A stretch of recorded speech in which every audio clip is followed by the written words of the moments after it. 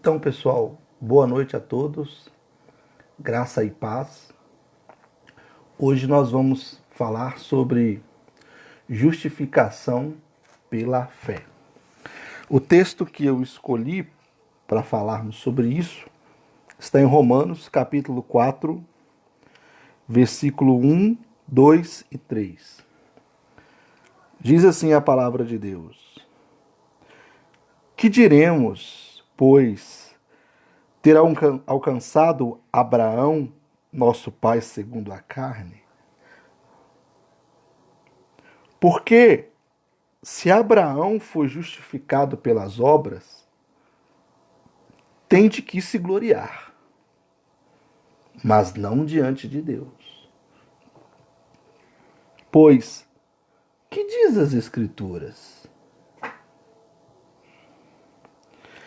Creu Abraão em Deus, e isso lhe foi imputado como justiça. Vou repetir o verso 3, olha. Pois que diz a Escritura? Creu Abraão em Deus, e isso lhe foi imputado como justiça. Vamos orar? Senhor meu Deus, nesse momento, quero colocar diante do Senhor a minha vida, a vida das pessoas que estão me ouvindo nesse momento. Peço a Ti a Tua graça, a Tua presença, a Tua unção que quebra todo jugo. Abençoa a nossa vida, que o Senhor retire do coração do Teu servo toda mensagem que possa, de alguma forma, apagar a mensagem do Evangelho. Todo ruído da minha mente que o Senhor possa remover dessa ministração, desse ensino, e que somente a Tua palavra bendita possa ser dita, anunciada e proclamada nessa noite. Abençoa essas pessoas que estão ouvindo, retire a angústia, a tristeza, a tribulação, que o Senhor possa descansar a alma desses que me ouvem. Descansa minha alma também. Coloco diante de Ti essa pessoa agora que eu estou orando por ela. O Senhor sabe quem é, eu não vou citar essa pessoa ao vivo, mas que o Senhor possa trazer paz a esse coração, em nome de Jesus. Amém. Olha, Romanos, o apóstolo Paulo está escrevendo essa carta. Vou acenar aqui para o pastor Venilson, uma bênção, um homem de Deus. Graças a Deus, pastor Venilson. Jesus abençoe sua vida, sua família, seu ministério. O apóstolo Paulo ele está escrevendo uma carta para os romanos a fim de convencer os romanos de que ele precisa levar o evangelho até a Espanha.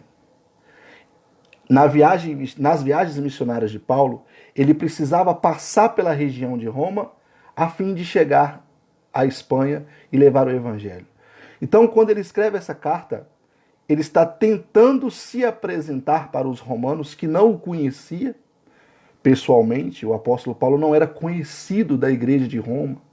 Ele conheceu alguns irmãos, você vai ler no último capítulo 16 de Romanos, ele cita mais de 40 nomes, mas ele só conhece essas pessoas das suas viagens missionárias.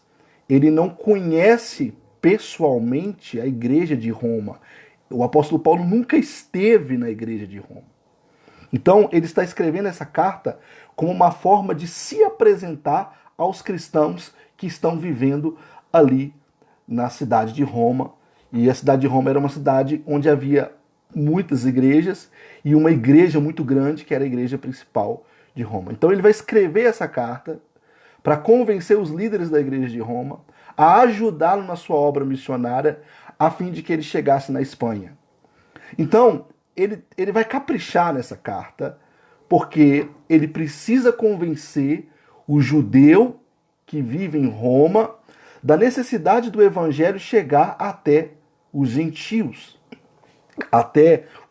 que estão na Espanha, até aqueles que estão vivendo na Europa. Então, o apóstolo Paulo, hoje eu quero falar sobre justificação pela fé. ok? Vou falar sobre esse tema. O apóstolo Paulo, ele começa a sua carta apresentando uma espécie de história do pecado na história da humanidade. Se você pegar os primeiros textos, antes do texto que eu li, Romanos capítulo 1, Romanos capítulo 2, Romanos capítulo 3, o apóstolo Paulo vai mostrando como que o homem foi se desvencilhando de Deus, foi se afastando de Deus e se afundando cada vez mais nos seus delitos e pecados. Ele vai citando, né, várias expressões, ele cita tudo quanto é tipo de pecado, imoralidade sexual, homossexualidade, idolatria, homens que adoram animais. Ele chega a dizer, olha, esses homens adoravam os quadrúpedes, ou seja, seres que andam por 4 pernas, répteis, ou seja, seres que rastejam sobre o chão. E após mostrar essa natureza pecaminosa, o quão o homem está perdido nos seus delitos e pecados, ele só vai apresentar um flash de solução no versículo 21 do capítulo 3. Então Paulo fica lá no capítulo 1, 2 e 3, provando para o ser humano que ele é um pecador. Vocês pecaram e destruídos estão da glória de Deus, todos são pecadores. Ele está nesse momento, é como se você fosse construir uma casa, e a primeira coisa que você faz na casa é o alicerce. Ele está assentando o alicerce do cristianismo, e o cristianismo está assentado nessa verdade. Todos pecaram. Todos os seres humanos são pecadores. Todos. E ele vai gastar 3 capítulos para falar sobre isso. Alguns estudiosos sobre a composição do livro de Romanos argumenta que esse livro ele foi escrito em pelo menos 4 grandes sessões, ok? Essas 4 sessões fazem alusão ao modo como o livro do Gênesis foi escrito, porque o livro do Gênesis também tem essas sessões. Depois dá uma pesquisada para você ver sobre esse tema, esse estudo é muito interessante. Mas o que acontece lá no Gênesis, no capítulo 1 até o capítulo 11? O autor do Gênesis, nós que somos cristãos, acreditamos que foi o Moisés, né? O autor do Gênesis está escrevendo e ele está narrando a vivência do homem no pecado. As obras pecaminosas do homem. Deus criou o ser humano, lá você vê em Gênesis. Aí em Gênesis capítulo 3 o ser humano pecou contra Deus, se afastou de Deus. Tem um momento que Deus decide acabar com tudo, acabar com todo mundo, e Deus salva a humanidade por intermédio de Noé. Aí depois tem um grande momento, assim, o auge da pecaminosidade na história da humanidade, é quando Nimrod decide construir aquela torre de Babel, né? Ele junto com os seus servos e conservos que habitam naquela região, vai construir aquela torre. E aí Deus definitivamente confunde os seres humanos com novas línguas e eles não conseguem chegar aonde eles deveriam chegar. Então, do mesmo jeito que em Romanos capítulo 1 ao 3, Paulo está narrando a história da pecaminosidade, Gênesis de 1 a 11, Moisés vai narrando como a humanidade se perdeu, como a humanidade chegou ao ponto de estar absurdamente alienados de Deus. E observa uma coisa, quando Paulo vai tratar sobre a redenção da humanidade, ele vai resgatar a mesma pessoa que Deus resgatou lá no Gênesis. Quem vai aparecer no capítulo 4 de Romanos, quem vai aparecer no capítulo 12 de Gênesis, é essa figura tão importante para a fé cristã, para a fé judaica, para a fé islâmica, né? Que é a figura de Abraão, a pessoa de Abraão. Abraão é esse ponto que Deus vai pensar, esse ser que Deus vai selecionar, vai falar, ó, desse daqui, esse Abraão, nele eu vou fazer uma grande obra, sobre ele eu vou fazer uma grande coisa no mundo. E aí, Claudinho, tudo bom, meu querido? Joinha, joinha? Deus vai olhar para esse Abraão e vai falar assim, olha, é esse daí que eu vou fazer uma grande obra, é nesse daí que eu vou redimir o mundo, é desse daí que eu vou começar o meu projeto salvífico. Então, quando o apóstolo Paulo começa a falar de salvação, no nosso tema hoje é justificação, ele vai tomar a figura de Abraão como ponto de partida, como exemplo, ok? O mesmo ser que Moisés pegou como exemplo lá no Gênesis, no capítulo 12. Presta atenção onde é que nós vamos chegar. Ele conclui, Paulo conclui, que todos são pecadores. Agora ele vai tentar ensinar para o ser humano, para mim, para você, como que Deus justifica pecadores. Porque na mente dos judeus, se você ler o capítulo 1, 2, 3 atenciosamente, os judeus acreditavam que eles eram salvos, porque eles viviam segundo as leis de Moisés. Eles eram circuncidados, eles guardavam o sábado, eles participavam do culto no templo, e eles pensavam que eles eram salvos e redimidos diante de Deus.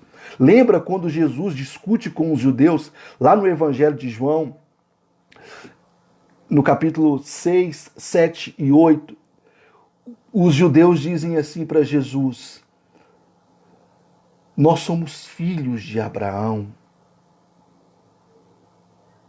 Quando eles dizem isso, eles estão dizendo, nós somos salvos, nós somos de Deus, nós pertencemos a Deus, nós somos da descendência de Abraão. E aí Jesus vai dizer para eles, olha, se vocês fossem da descendência espiritual de Abraão, né?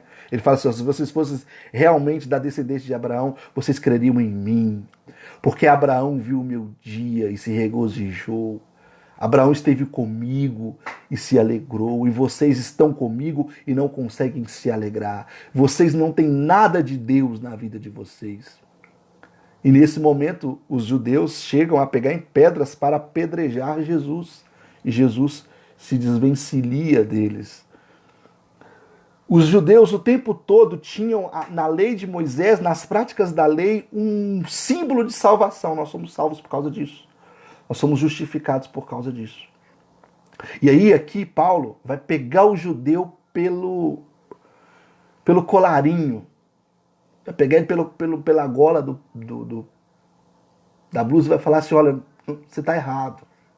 Você não leu a história de Abraão, não, judeu. Você não entendeu o que Deus disse lá para Abraão. Olha só como que ele começa esse capítulo. Que diremos, pois, ter alcançado Abraão, nosso pai, segundo a carne? Vocês, judeus, estão se regozijando em Abraão, achando que são justos porque são filhos de Abraão, porque são da descendência de Abraão. E o que Abraão, de fato, vivenciou em Deus? Ele faz uma pergunta. Porque se Abraão foi justificado pelas obras, ele tem do que se gloriar, mas não diante de Deus. Olha só, Paulo levanta uma tese. Se em algum momento Abraão fez coisas boas e ele foi justificado por essas coisas boas, ele tem crédito diante dos homens, diante de Deus, em hipótese alguma. Porque diante de Deus todos pecaram, destituídos estão da glória de Deus. Mas ele, observa que ele vai falar, ó, se Abraão foi justificado pelas obras, se ele não foi justificado pelas obras, daqui a pouco ele vai explicar. Deixa eu abrir um parênteses nisso aqui, porque tem muitas pessoas que idealizam a figura de Abraão. De fato, Abraão foi uma das figuras mais importantes da história do pensamento teológico, da história da crença. Todos que creem em Deus precisam olhar para Abraão como esse símbolo arauto de fé, porque ele é, de fato, uma pessoa muito importante. Vou indicar um livro para você. Leia um livro do Søren Kierkegaard, chamado Temor e Tremor. Nesse livro, Kierkegaard, ele vai fazer um paralelo sobre a vida de Abraão e sobre a vida dos homens notáveis que viveram em épocas distantes. Aí ele vai enaltecer Abraão, porque o Abraão, ele abriu mão da ética e deu lugar à fé. Leia esse livro é muito bom. Eu não tenho tempo para falar os aspectos desse livro, mas uma coisa que a gente tem que entender é que o Abraão, ele não obedece a Deus na sua plenitude e totalidade. Quando Deus aparece para Abraão em Gênesis 12, Deus fala com Abraão assim, olha, Abraão, sai da tua terra, da tua parentela e vai para a terra que eu vou te mostrar. Eu vou abençoar os que te abençoarem, amaldiçoar os que te amaldiçoarem, e tu serás uma bênção. Essas foram as palavras de Deus para Abraão. Sai da tua terra, ou seja, da tua geografia e da tua casa, da casa dos teus parentes. Você vai observar que o tempo todo Abraão ficava dividido entre a fé e a não fé. Quando ele sai, você pega o mapa lá do Crescente Fértil, ele sai da região de Ur dos Caldeus e sobe até a região de Harã. Ele sai de Ur e vai até Harã. E lá em cima, em Harã, no mapa, ele vai atravessar para Canaã. O que Deus queria de Abraão é que ele saísse de Ur e atravessasse para Canaã, sem costear o rio. Quando Abraão está andando ao lado do rio, preste atenção nisso que é importante.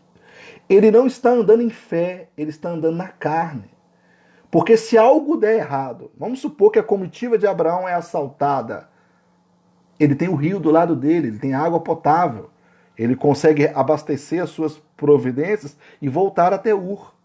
Então, andar ao lado do rio, costear o rio, simbolizava uma fé não autêntica. Então, Abraão não saiu da tua terra e ele não saiu da tua parentela porque ele levou Ló. O tempo todo, Deus falou com ele, ó, sai da tua terra, da tua parentela. O tempo todo, Abraão desconfiava. Ele falou, só vou andar aqui perto do rio e vou levar meu sobrinho Ló. Porque se o Ló era jovem, o Ló era pastor de ovelhas, o Ló era forte, robusto, o Ló poderia auxiliar Abraão se algo desse errado. Tá entendendo? Então, Abraão não creu completamente na promessa de Deus. Ele costeou o rio e andou ao lado de Ló. Carregou Ló, levou Ló como se fosse uma muleta. Se Deus falhar, eu tenho Ló.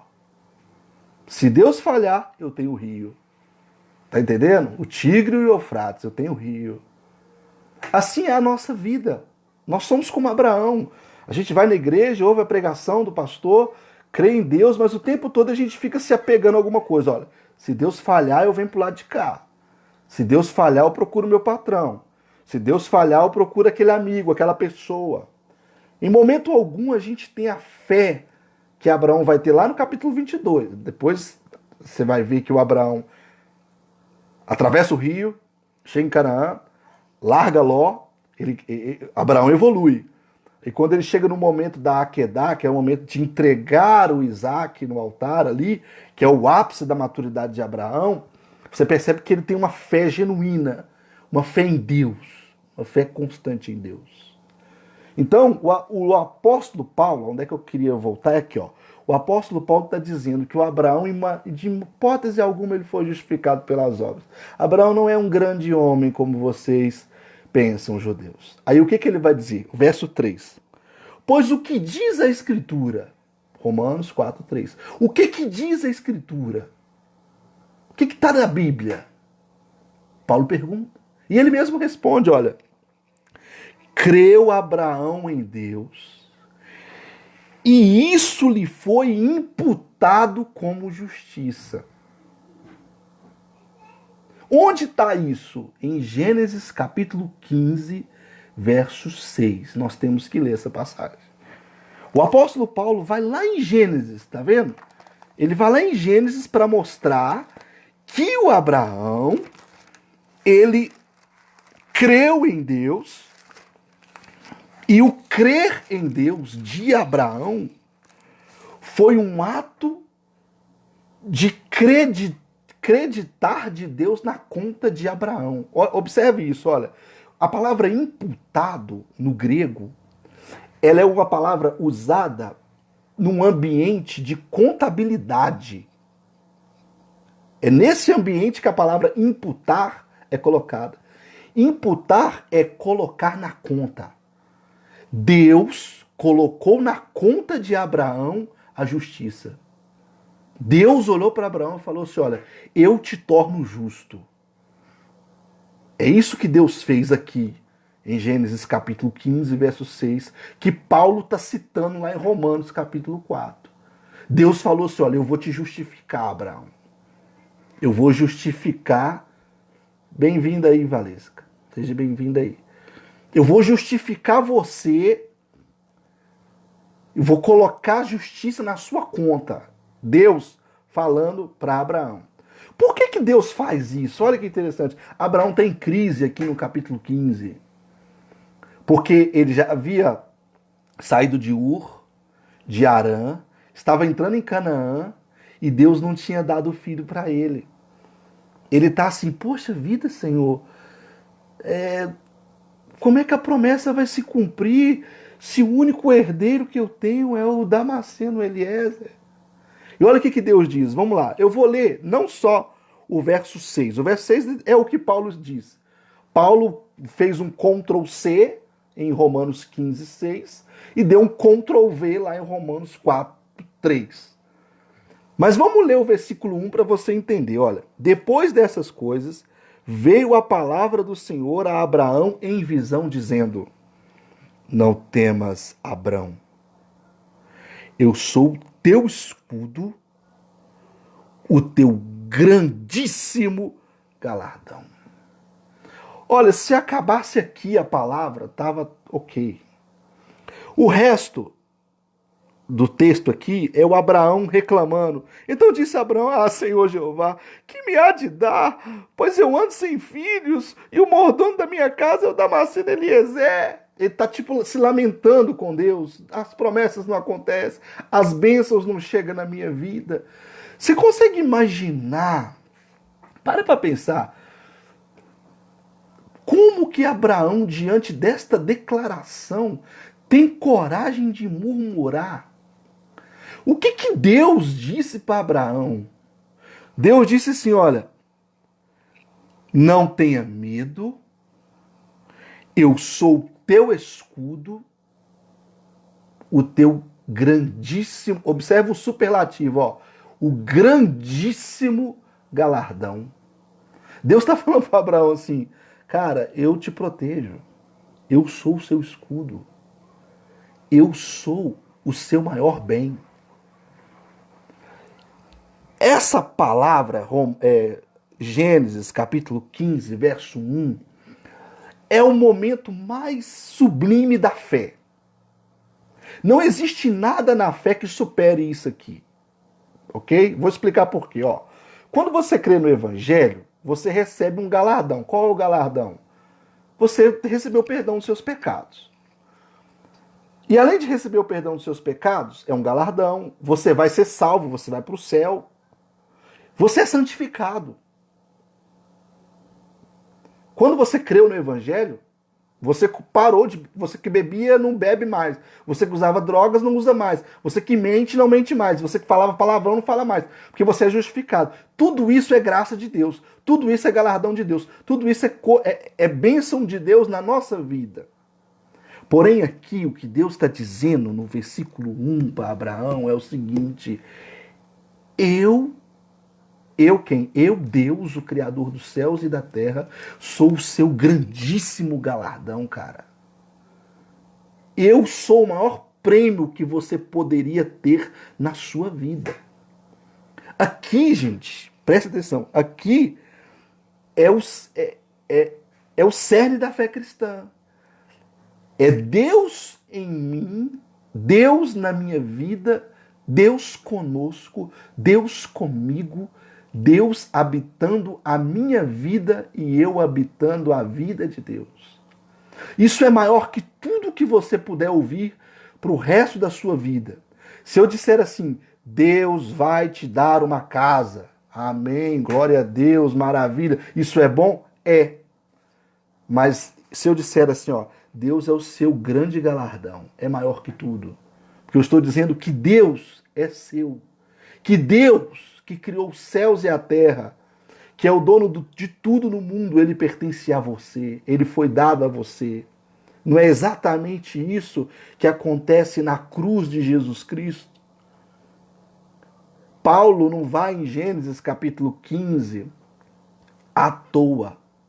Ele está mostrando para os judeus de Roma que o Deus grandíssimo que Deus deu a Abraão, que é o próprio Cristo, Deus está dando para o ser humano que estava vivendo os seus delitos e pecados. E é esse Cristo que é o grandíssimo galardão que é imputado, que é colocado na conta do Abraão, na conta do Israel, na conta do Cláudio, da Valesca, do Venilson, de todo mundo que creu no Evangelho. Quando Paulo diz assim, ó, agora vamos para o versículo 6. Aqui o autor de Gênesis, Moisés, que Paulo usou, vai dizer assim, olha, e creu ele no Senhor, Moisés dizendo, Deus apareceu, falou com Abraão. E aí Moisés falou, e creu ele no Senhor, e foi-lhe imputado isso por justiça. Ou seja, foi creditado na conta de Abraão a crença como um ato de justiça da parte de Deus. Resumindo, na hora que Abraão creu, eu creio que o Senhor é o meu escudo, a minha proteção, a minha promessa. Eu creio. Como Romanos vai dizer, aquele que creu no coração e confessou com a sua boca, Deus pega a justiça de Jesus e coloca na conta de Abraão. Deus pega a justiça de Jesus e coloca na conta do Israel, na conta daquele que está me ouvindo. Quando o ser humano crê em Deus, toda a justiça do Filho de Deus é imputado na conta desse ser humano. E quando Jesus voltar, quando Deus assentar no trono branco e for julgar todas as pessoas, Ele quer saber se tem crédito na conta. Se na conta tiver o crédito da justiça de Jesus, opa, foi salvo. Se não tiver crédito na conta, está perdido. Não é assim que acontece na nossa vida? Você recebe seu salário e olha se tem crédito na conta. Tem dinheiro para pagar as contas. Tem crédito lá. Se tem, você fica bem, fica feliz. Se não tem, você fica desesperado. A humanidade vai ser como um pai de família desesperado ao descobrir que não tem nada na conta. Deus vai julgar todos e lançar todos no inferno. Aqueles que não têm nada na conta serão lançados no lago de fogo. E Abraão não tinha nada na conta. Eu não tenho nada na conta, você não tem nada na conta. Mas Deus, por um milagre, pegou a justiça de Cristo e colocou na nossa conta.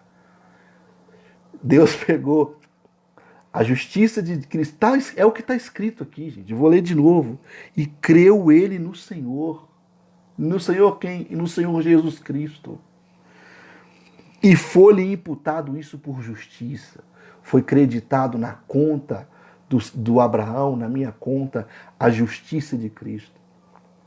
E quando Deus olha para a nossa vida, a gente pode dizer o que Paulo disse em Romanos capítulo 8, nenhuma condenação há para aqueles que estão em Cristo Jesus, nosso Senhor. Não há nenhuma condenação, não há nada que me impede, não há nada que me atrapalha. Eu verdadeiramente sou livre porque a justiça de Deus está na conta. É mais ou menos isso, a analogia é essa mesmo. Você vai pagar uma conta Você vai pagar Você vai no restaurante, come à vontade. Vou pagar no crédito, né, no débito. Por quê? Por que você vai pagar no débito? Porque tem dinheiro na conta. Assim é a nossa vida. Cristo foi imputado como justiça na nossa vida. Se foi, estamos salvos. Tem crédito lá para pagar. E o crédito de Jesus é um crédito que paga todos os nossos pecados, que cobre todas as nossas transgressões. Não existe pecado que eu tenha cometido, que você tenha cometido, que a justiça de Jesus não cobre. Tudo bom, Ellen? Joia? Você chegou no finalzinho, né? Seja bem-vinda aí.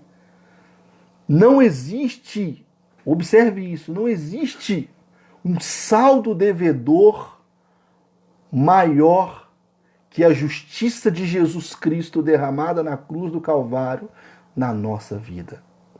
Às vezes você fica pensando assim, poxa, mas eu pequei, eu fiz tanta coisa errada, será que Jesus vai me perdoar o suficiente para me alcançar a salvação? A resposta é vai. Vai. Os atos de justiça de Jesus são maiores que os atos de injustiça da humanidade. Ele vai fazer depois esse paralelo. Paulo vai dizer, como um ato de injustiça entrou o pecado no mundo, qual foi o ato? O pecado de Adão e Eva. Por um ato de justiça, um ato de injustiça entrou o pecado no mundo, por um ato de justiça, a cruz de Jesus, a salvação entrou no mundo. A justificação entrou no mundo. Então eu quero concluir com essa reflexão. Assim como Abraão creu em Deus, crê em Deus. Porque se você crer em Deus, a justiça de Jesus será imputada na sua vida. E quando Deus olhar para você no último dia, Ele vai dizer, você é injusto, mas eu vejo em você a justiça do meu filho. Amém? Vamos orar? Vamos falar com Deus?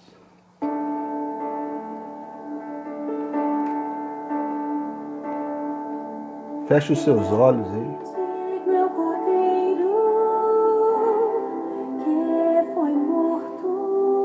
Cordeiro de Deus que foi morto, que é santo e que imputa sobre nós a sua justiça. Oh,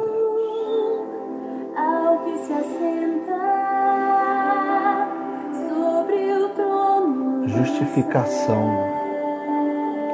Justifica a minha vida, Senhor. Justifica nossas vidas diante do Senhor. Porque o Senhor foi morto na cruz do Calvário para nos redimir, para nos curar, para nos libertar, para fazer de nós uma nova vida, uma nova criação, uma nova pessoa. Muda a nossa vida, muda o nosso coração, meu Deus, muda a nossa história. Muda essa pessoa que me ouve, muda a minha vida. Traz avivamento sobre nós no nome de Jesus, meu Deus. No nome de Jesus Cristo. Tu és o Santo de Deus, Todo-Poderoso, o que era, o que é e o que há de vir. Aleluia, Senhor. Aleluia. Aleluia. Glória a Deus. Glória a Deus. Glória a Deus. Amém, irmãos? Deus abençoe a vida de vocês e até o nosso próximo encontro. Beijo.